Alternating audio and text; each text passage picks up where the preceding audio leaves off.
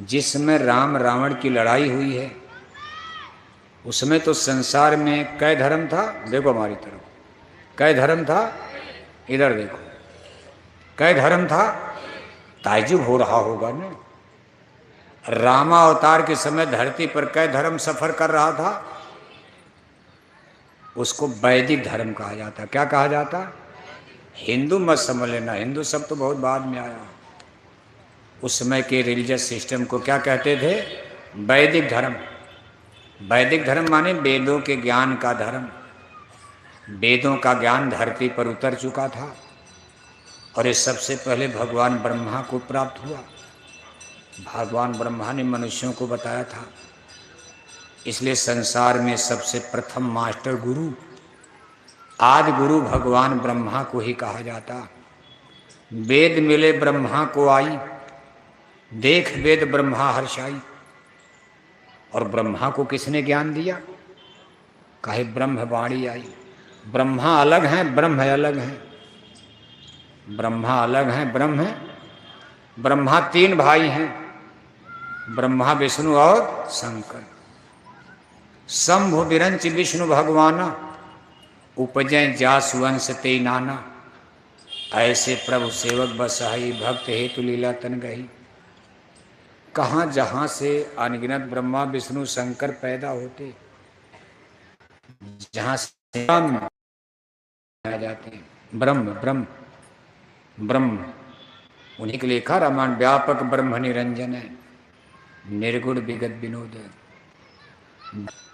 एक तरह से उनको पिता माना जाएगा। अब आप जहाँ से पैदा हुए माता मानी जाएगी, पिता माना जाएगा। पिता ने आवाज दिया, आवाज दिया। अब ब्रह्मा मृत्यु लोक में आ गए हैं, पिता ऊपर है। वहीं से आप कहोगे कैसे बात हो गई?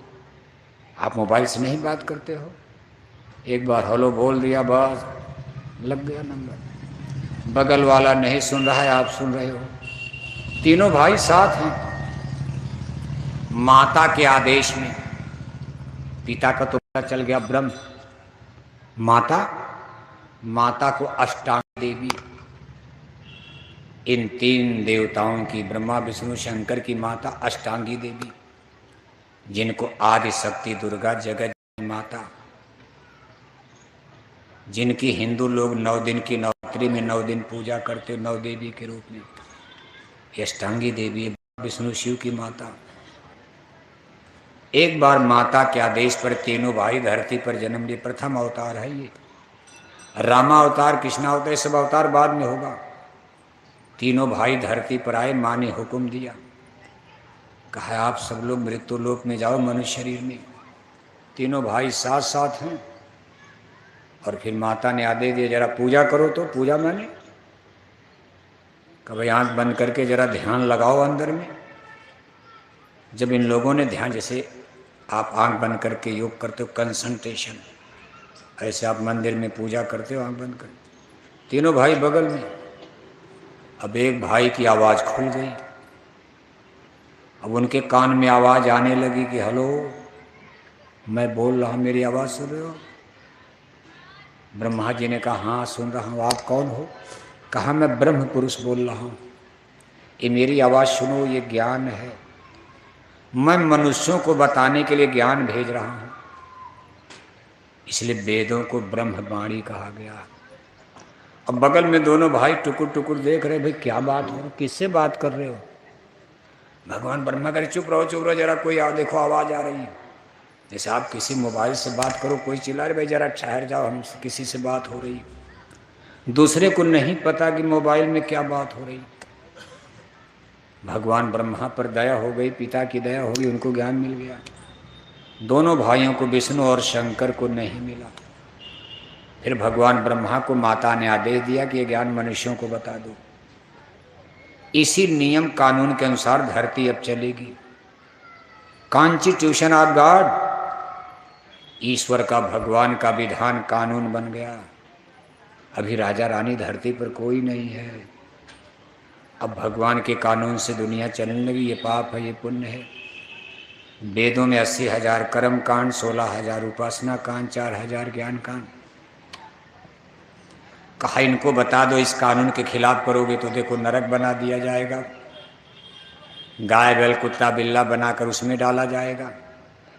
आपके लिए हम जेल घर बनाएंगे। अब हमारे बनाए कानून के मुताबिक चलोगे, स्वर्ग में लाएंगे, बैकुंठ में लाएंगे, भेजेंगे अच्छी जगह। हमारे बनाए नियम को तोड़ोगे तो हम जेल खाने में डालेंगे। जेल खाना भी बनाकर तैयार कर दिया, 4 खान 84, गाय बैल कुत्ता बिल्ला कीड़ा मकोड़ा स्वर्ग नरक। अब इस माया के देश में भटकाव के शैतान, यानी मन तो इतना दुष्ट है, ये मन दुष्ट काल का चेहरा, नित भरमावे निडर हुआरी, हमारी आत्मा को सूरत को मन ने देखो भटका दिया। अरे कहा देखा छोड़ो, करो जो करना। हम लोग यहाँ बुरे पाप कर्मों में गिरते चले गए, और आज कितने युग जन्म से जन्म मरण इसी तरह जीव भटक रहा, भूल रहा। तो ये रामा अवतार में धर्मों की संख्या दुनिया में कितनी है, कितनी है? सिंगल एक वैदिक धर्म, राम का भी वैदिक धर्म, रावण का भी वैदिक धर्म। बताओ, जब धर्म एक ही झगड़ा हो गया तब तक राम भी वेद को मान रहे, रावण भी वेद को मान रहे। रावण तो 4 वेदों के प्रकांड पंडित ही, उत्तम कुल पुलस्त कै नाती, शिव बिरंची पूजय बहु भांति, वेद ज्ञान उत्तम कुल पाया, तापर रावण यशुर कहाया। 4 वेद के प्रकांड पंडित, उत्तम कुल ब्राह्मण कुल में जन्म, ब्रह्मा शंकर के पुजारी भी हैं। लेकिन आज राम रावण में युद्ध होने जा रहा धर्म का, और इस युद्ध में जीता कौन? कौन जीता? राम जीत गए, रावण हार गए, रावण का काउंटर हो गया। सोने की लंका को मिट्टी में मिला दिया। सोने की लंका बड़ा सुंदर देश, कानपुर से भी सुंदर था, लेकिन मिट्टी में मिला दिया, नहीं छोड़ा। क्यों? क्यों झगड़ा हुआ आखिर? जब हिंदू मुसलमान नहीं तो झगड़ा कैसे हो गया? आज तो हमारा आपका धर्म का झगड़ा हिंदू मुसलमान सिख ईसाई, राम रावण का झगड़ा क्यों हो गया? प्रभु श्री रामचंद्र जी का धर्म शाकाहारी, और 4 वेद के पंडित राजा रावण का धर्म हैं? क्या बोल रहे? रावण का धर्म, रावण का धर्म, राम का धर्म, इसी पर झगड़ा हो गया। धर्म और धर्म की लकीर इस पर खींची जाती है, हिंदू मुसलमान पर नहीं खींची तो नकली लकीर मिट जाएगी। ये जो हिंदू मुसलमान की लकीर देख रहे कानपुर में खत्म हो जाएगी। धर्म और अधर्म का जब फैसला होने का समय आएगा, एक लकीर खींची जाएगी, शाकाहारी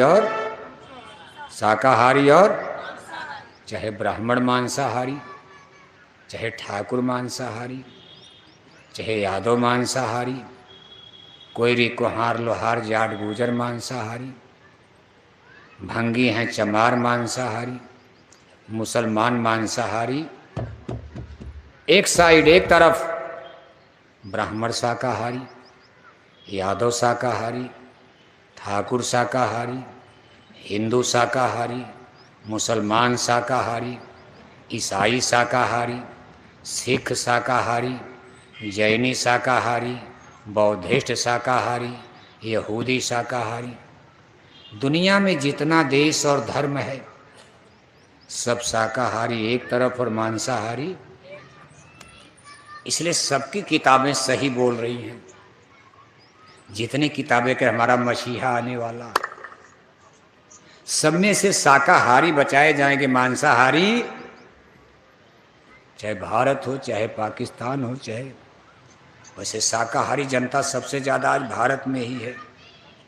कम तो यहाँ भी होगे लेकिन फिर भी 20%। आप विदेश में जाओगे तो कहीं 5%, कहीं 2%, कहीं 1%, कहीं के तो 0.%। पॉइंट % में लोग मिलेंगे शाकाहारी। अब कहीं कहीं शाकाहारी मिलेंगे, 100% मांसाहारी किसी किसी देश में।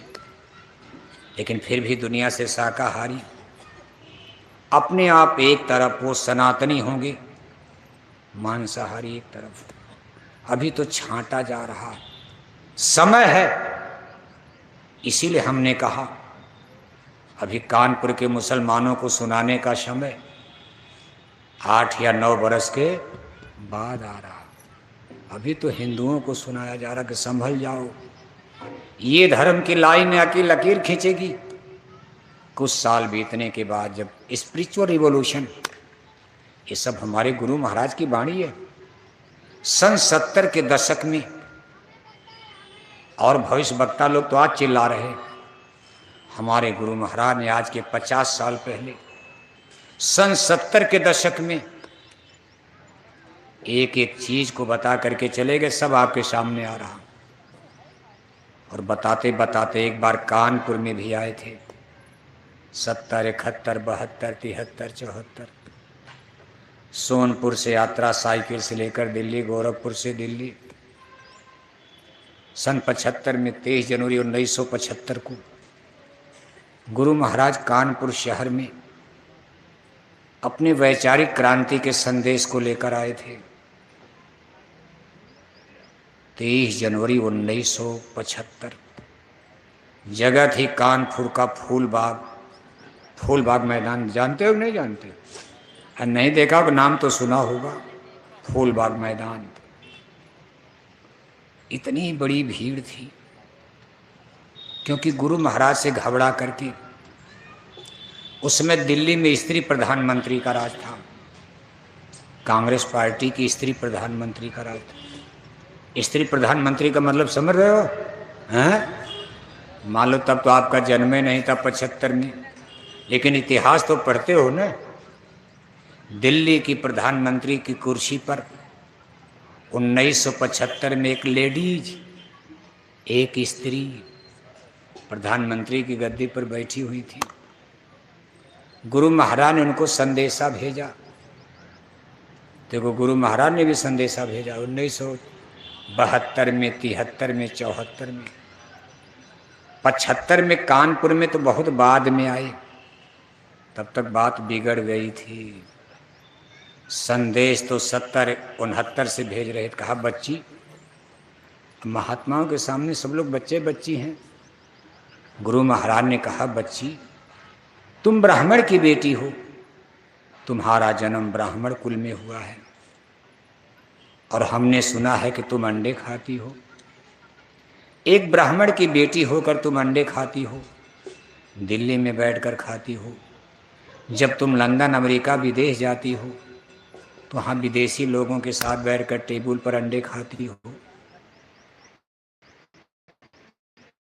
तुम्हें शराब की दुकानें खुल रही, नसबंदी, गर्भपात, परिवार नियोजन का कानून, इससे तो धर्म का सत्यानाश हो जाएगा। एक ब्राह्मण की बेटी को यह शोभा नहीं देता। अब स्त्री प्रधानमंत्री नाराज हो गई। मानने को कौन कहे, जैसे रावण नाराज हो गए। भगवान राम ने संदेश दिया, भगवान के ने संदेश दिया, दुर्योधन नाराज हो गए। गुरु महाराज ने संदेश दिया, नाराज हो गए। अरे कहा कुछ, अब इस गुरु जी को ठीक करना पड़ेगा। उन्होंने सोच लिया मन में, सालों पहले इरादा बना लिया कि गुरु बहुत बोल रहे हैं, हमको ये ज्ञान सिखाते हैं, हमको गरीबों की गरीबी दूर करनी। मुर्गी, मछली, बकरी, मुर्गी नहीं खाएंगे तो कहाँ से सब्जी इतनी मिलेगी? नसबंदी नहीं होगी तो बेटी पैदा होंगे, कहाँ से भोजन मिलेगा? हम तो ये काम करना चाहते, गुरुजी विरोध करते, ये हमारे कानून का उल्लंघन करे, जनता को भड़का रहे। और उसी समय गुरु महाराज देखो, जब कानपुर में आए, वो 1975 आ गया। 72, 73, 74, 75 बउआ सो गए। फिर झूठ भी बोल रहे हैं, सो गए। जब गुरु महाराज तब तक 75 आ गया, फूलबाग में आए, तो सरकार ने एक षड्यंत्र, वही स्त्री प्रधानमंत्री कांग्रेस पार्टी ने षड्यंत्र किया, गुरु महाराज को हल्ला मचवा दिया। चारों तरफ नेताजी सुभाष चंद्र बोस प्रकट होंगे, सब लोग कानपुर में आओ, मथुरा वाले पूज्य बाबा जय गुरुदेव महाराज, नेताजी सुभाष। अब जब 2-3 दिन समय रह गया, गुरु महाराज के पास रेडियो तो है नहीं, अखबार था नहीं, आज की तरह मोबाइल होता तो हम लोग सूचना रिवर्स करते कि नहीं ये गलत सूचना है, लेकिन उसमें मोबाइल तो थी नहीं। रेडियो अखबार सरकार का, रेडियो अखबार में खबर फैला दी गई बदनाम कराने के लिए कि गुरुजी नेताजी सुभाष चंद्र बोस को तो ला नहीं पाएंगे और जनता भड़क जाएगी, नाराज हो जाएगी, उनका मन चुन उखाड़ देगी। इन्हीं गुरु महाराज के साथ बहुत बड़ा धोखा करने की तैयारी थी, मारपीट। खैर गुरु महाराज, संतों को कोई क्या धोखा देगा, अंतर्जामी।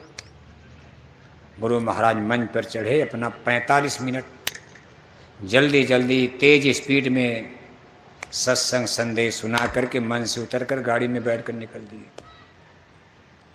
और जिन लोगों ने ये षड्यंत्र किया था, सुभाष वाहिनी के लोग, जिनके माध्यम से प्रचार करो, जनता ने पकड़ लिया। अब उनकी जूता पैजार शुरू हो गई।